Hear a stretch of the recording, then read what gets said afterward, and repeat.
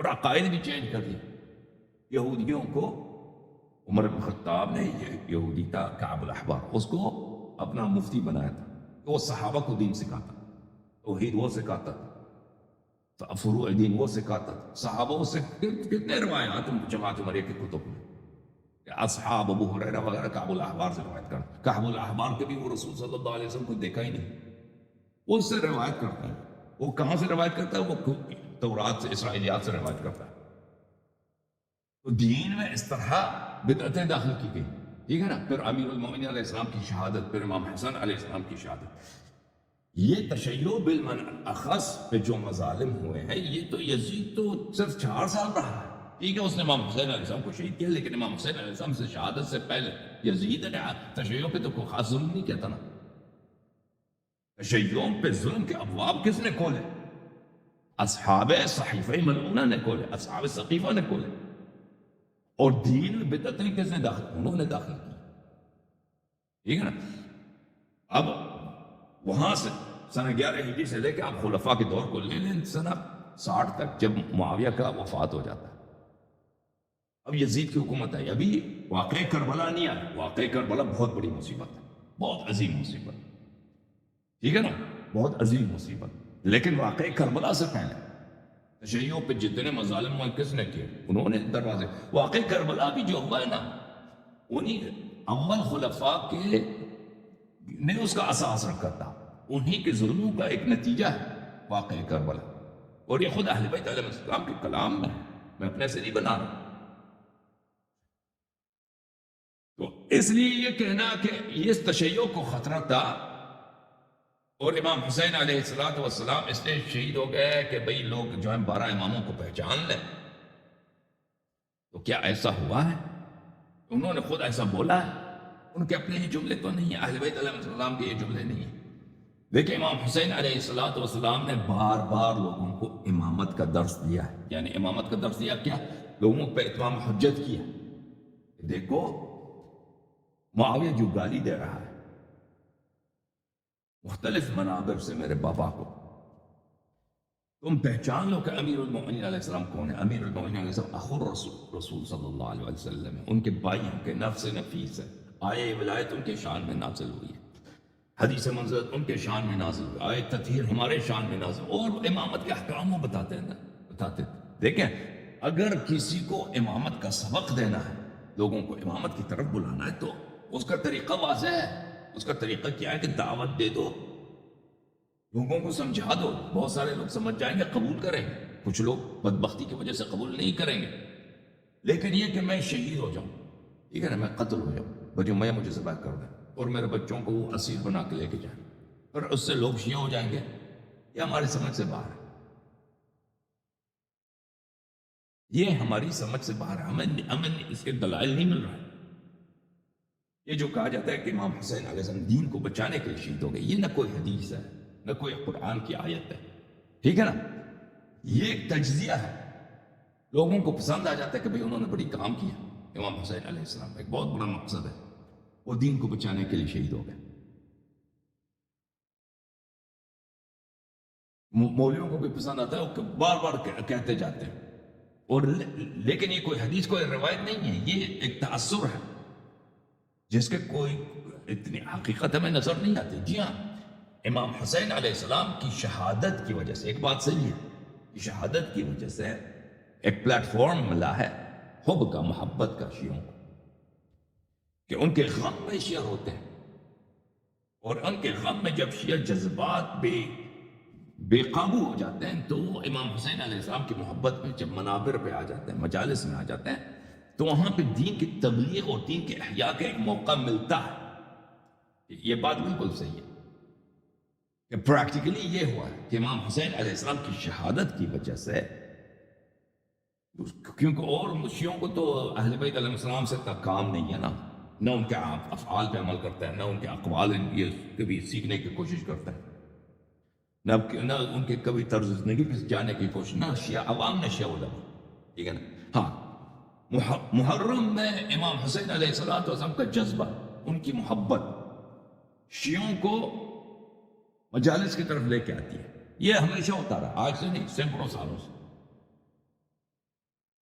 اور شیعہ آ جاتے ہیں امام حسین علیہ السلام پہ روتے ہیں، اور یہ ایک ذکر زندہ ہوتا ہے. یہ بالکل بات صحیح ہے. ان مجالس کی وجہ سے بہت سارے شیعوں کا دین بچ گیا، بلکہ اکثریت شیعوں کا دین بچا ہے.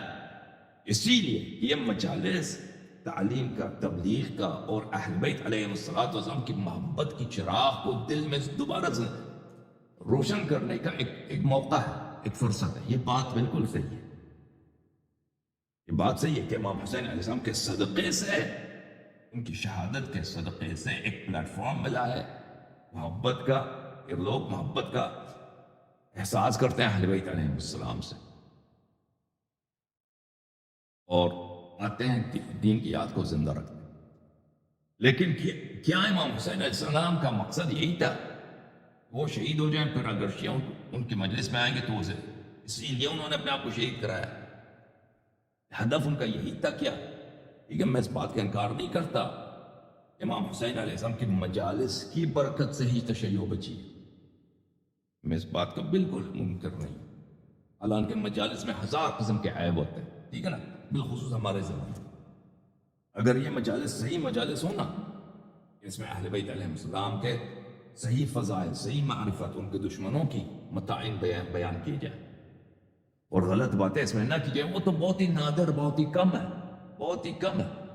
ٹھیک ہے نا. یعنی آج کل ہمارے زمانے میں جو مجالس ہیں، ان مجالس میں شیعوں کو اتنی تعلیم نہیں ملتی اہل بیت علیہ السلام کی. ان میں بس یہ ہے کہ اہل بیت علیہ السلام کی محبت ایک دفعہ تازہ ہو جاتا ہے. علمی باتیں بہت کم ہوتی ہیں ان میں. یعنی آپ بڑے بڑے علماء مجتہدین کے مجالس کو اگر آپ دیکھیں، اس میں محتوا نہیں ہوتا، محتوا اکثر غلط باتیں ہوتی ہیں. آپ کے جتنے بڑے بڑے مجالس ہوتے ہیں نا پاکستان وغیرہ میں، اس میں 2-3 صحیح باتیں مقررین بولتے ہیں اس میں، لیکن اس کے 50%، 70% غلط باتیں ہوتی ہیں. تو علمی لحاظ سے کہ اگر ہم دیکھیں کہ ان مجالس کی وجہ سے شیعوں کا کیا ہوتا ہے، شیعوں کا معرفت بڑھ جاتا ہے، نہیں اتنی کوئی خاص بات نہیں ہے. ان مجالس میں بہت سارے شیعوں عقائد کو تباہ بھی کیا جاتا ہے. اور اب ہمارے زمانے میں جو ہم جس دور میں رہتے ہیں نا، بہت سارے ایسے مجالس ہیں جو لوگوں کو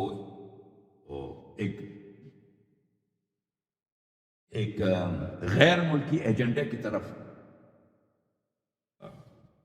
منسلک کرانے کی ایک کوشش ہوتی ہے. مجلس کے اندر کسی ایک بوڑھے کا پکچر ادھر لگا، ایک بوڑھے کا پکچر ادھر لگا، ٹھیک ہے نا، کہا ان سے بیعت کرو. یہ امام حسین علیہ السلام، ان سے بیعت کرنا امام حسین علیہ السلام سے بیعت کرنے کے مترادف. تو مجالس کو سیاسی مقاصد کے لیے، دنیاوی مقاصد کے لیے استعمال کیا جاتا ہے. یہ بہت ہے، معرفت اس میں اتنا نہیں ہے. لیکن جو روایتی جو مجالس ہوتے ہیں نا، ان میں جو اہل بیت علیہ السلام کا ذکر کیا جاتا ہے، اس پر رویا جاتا ہے، اس کی برکت سے لوگوں کے دلوں میں محبت اہل بیت علیہ السلام کا زندہ رہتا ہے، ایک اعتقاد زندہ رہتا ہے. اس میں شک نہیں ہے، اس میں شک نہیں ہے.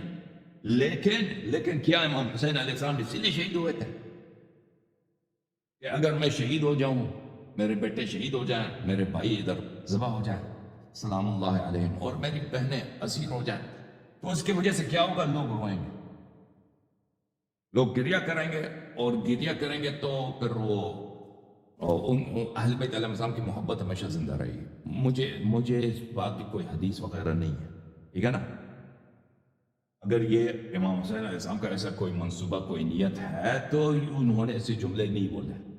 ہمارے پاس اس کی کوئی حدیث، کوئی روایت نہیں ہے. اور اگر امام حسین علیہ السلام زندہ رہتے، شہید نہ ہوتے، فرض کریں، تو کیا اہل شیعوں کا جو محبت اہل بیت علیہ السلام سے کم ہوتی؟ مجھے نہیں معلوم اس بات کا جواب.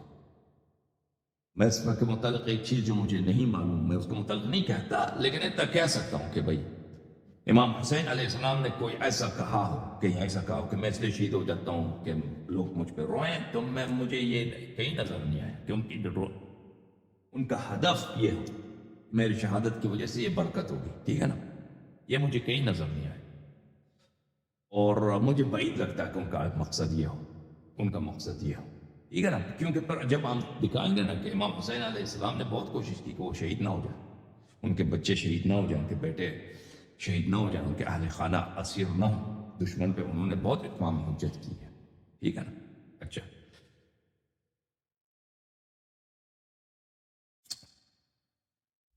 تو پہلی جو بات کہا جاتا ہے نا کہ امام حسین علیہ السلام کس لیے شہید ہو گئے؟ اسلام کو بچانے کے لیے شہید ہو گئے. تو اس کے جو مختلف معانی ہم لے سکتے ہیں وہ ہماری سمجھ سے باہر ہے. اس کے ہم کوئی واضح دلیل اس کے لیے ہم نہیں لا سکتے. ٹھیک ہے نا؟ اور بلکہ یہ بات ہمیں صحیح نہیں لگتا. دوسرا جو ہدف بیان کیا جاتا ہے میرے محترم ناظرین، اور وہ بہت ہی وہ تعجبیہ کہ شیخ مولوی بھی کہتے ہیں کہ دیکھیں یزید کے دور میں یہ ہوا کہ معاویہ نے یزید کو اپنا جانشین ولیعہد بنایا اور انہوں نے خلافت کا سسٹم ہی چینج کر دیا. بھائی خلافت پہلے شورا سے ہوتا تھا، اب اس نے خلافت کو بادشاہت میں تبدیل کیا. تو امام حسین علیہ السلام نے کہا کہ نہیں، یہ نہیں ہو سکتا بھائی، یہ نہیں ہو سکتا، اب میں تلوار اٹھا کے نکل رہا ہوں. تو پھر انہوں نے جہاد کیے، شہید ہو گئے، اور لوگوں کو پتہ چل گیا، بیداری پھیل گئی بھائی کہ یہ یزید کی حکومت ناجائز ہے، کیونکہ اس کو معاویہ نے اس کو اپنا ولیعہد بنایا. یہ وراثتی نظام، اسلام میں وراثتی نظام نہیں ہے یہ کہا جاتا ہے. تو یہ بھی شیعہ مولیوں سے سننے میں آتا ہے. یہ زیادہ تر عمری مولیوں سے سننے میں آتا ہے، لیکن شیعہ مولیوں سے بھی سننے میں آتا ہے. تو میرے محترم ناظرین، بھی ایک ایسی بات ہے کہ خود امام حسین علیہ السلام نے نہیں بولا. اور دیکھیں جب یزید کو معاویہ نے اپنا ولیعہد بنایا سنہ 50 امام حسن علیہ السلام کی شہادت کے بعد، اس کے لیے بیعت اس نے لینا شروع کر دی، اور بہت سالوں تک وہ کوشش کر رہا تھا کہ بیعت لے. اور لوگ اکثر جو لوگ تھے نا اس زمانے میں عالم اسلام میں، پورے عالم اسلام میں معاویہ کی حکومت تھی، وہ خلیفہ تھا، تو وہ بلا جھجک معاویہ کے ولیعہد یزید کے ساتھ بیعت کرتے تھے. ان کو کوئی معرفت، کوئی دین کا تو پتہ نہیں تھا. معاویہ کے پاس 2 پرابلم تھے بس، ایک کوفہ اور ایک مدینہ. کیونکہ مدینہ میں وہاں پہ صحابہ رہتے تھے، وہاں پہ بہت سارے لوگ رہتے تھے کہ وہ خود خلافت کے مدعی تھے، جیسے عبداللہ ابن زبیر ہے، عبداللہ ابن عمر ہے، عبد الرحمن ابن ابو بکر ہے، اور اللہ آپ کا بھلا کرے، بہت سارے لوگ اس طرح ہیں، اور امام حسین علیہ السلام. اور مدینہ کے لوگ